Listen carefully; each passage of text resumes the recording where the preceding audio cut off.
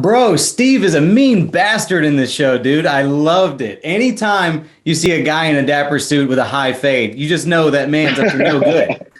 I know. It was actually a lot of fun creating that look for him because there's a little more groomed than I like to be, as you can probably imagine. So walking around for a couple of months with that setup was a little confronting even for myself in the mirror. But yeah, it was a lot of fun, and I'm glad we got to do something kind of enjoyable with it, even if he is a bit of a nasty prick. Yeah. That grooming was impeccable. I was like, man, it's so spot on. It was beautiful. Really, it was hard to hate him because of his grooming. We got to thank D the barber for that. He was the man responsible. So, what differentiates Steve Horn from other villainous roles you've played before?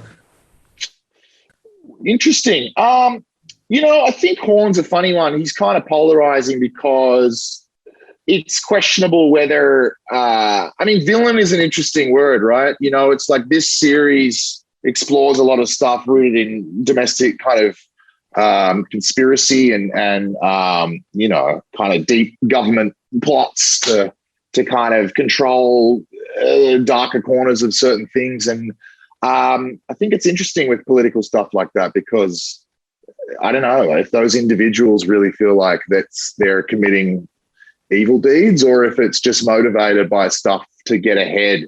And I think Horn sits in an interesting place. He's this hugely successful kind of billionaire kingpin who's got his finger in all kinds of pies and, invested in all kind of different industries from like fashion to pharmaceuticals. And we kind of catch up with him at a time where his bread and butter is all about exploring military trends and innovations. And look, I mean, I don't know what kind of, I'll try not to spoil too much, but obviously dealing with where the series goes pulls into question the motivations of the people in control of these sorts of things. But I don't know, he probably doesn't see himself as a villain. So I think for me, the fun part is trying to ground it in something that feels genuine and not, not too kind of villainous, but then, and trying to have fun with it and let the audience have fun with that too. Even if we don't walk away empathizing with that character, I always look at those kind of roles as an opportunity to allow people to enjoy it and almost surprise themselves.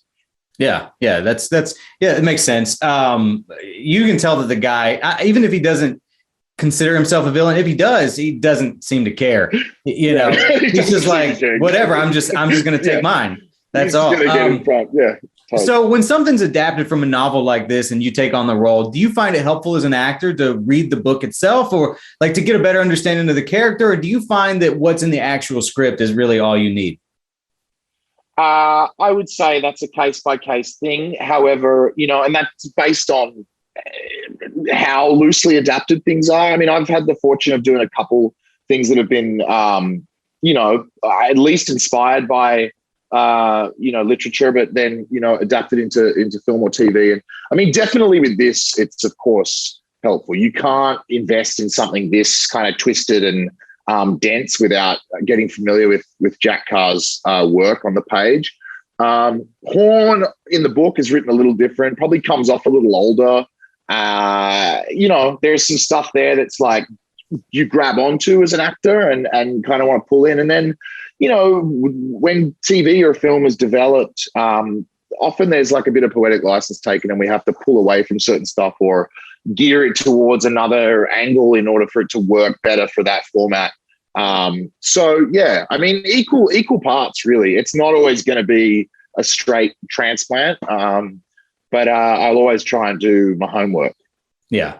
I don't want to do any spoilers either, but there's this great scene between you and Sean Gunn in the show. Was it weird acting opposite Sean when he's not waddling around like the Weasel the whole time? Dude, it was so funny. It was a little weird the first day because I was like, what the is going on there, man? And yes, Weasel was a vastly different character than what he plays in this series. Yeah, I would say so. But it was good to see him in a suit and speaking, words. Words. Exactly.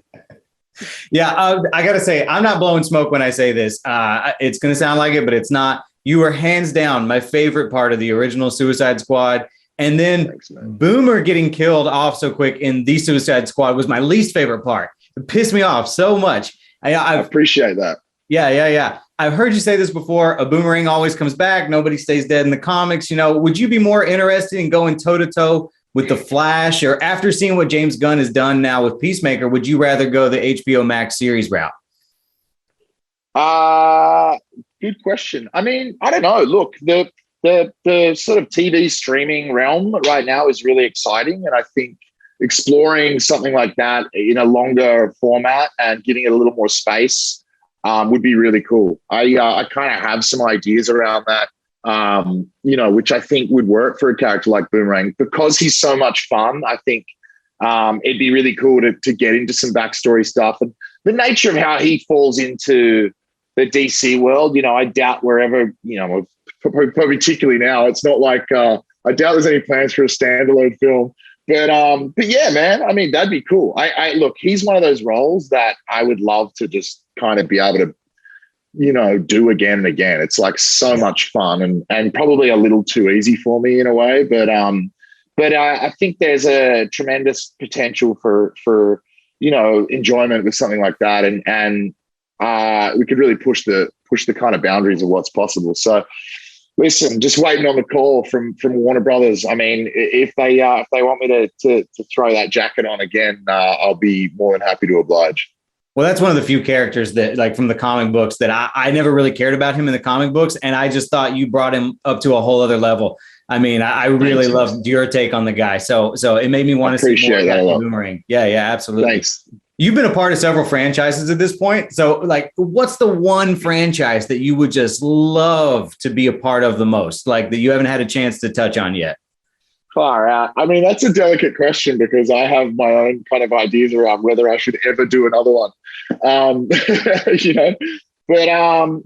I don't know, man. I mean, look, I got the opportunity to be part of two of my favorite 80s, 90s action kind of setup. So I kind of ticked some pretty big boxes there. And it would be, look, I think, who knows? I think I'm pretty sure my time with the Terminator stuff is done, but I would love to go back and make another Die Hard movie. I don't know if that's going to be possible, if that's something they would ever touch again. But yeah, if things aligned and I was in a position that was interesting to those guys to kind of dig that back up, that'd be a real honor, I think. And I don't think that's something that's I think you can kind of keep tapping that well because of just what those, what that kind of style of movie is like. And I know we're in a time right now where comic book stuff is just, dominating so heavily, particularly at the box office. And I think that's awesome. But that old school kind of action setup is, it's never going to get old. And I think, if there's a time to kind of do something like that again, I'd really love to. Yeah, well, you brought up Terminator and Die Hard, and you also got to do some scenes with Paul McCrane, and that dude is just a legend because of RoboCop. Like, did you talk to him at all about RoboCop? Was that something that you like? I would have fanboyed out on him the same way that I'm fanboying out on you right now. Not really. Funnily enough, that was never one of my major. What? You didn't love RoboCop? Oh no! You just supported me so hard. It's great. But bear in mind, I've never seen Indiana Jones, so you don't take anything from me.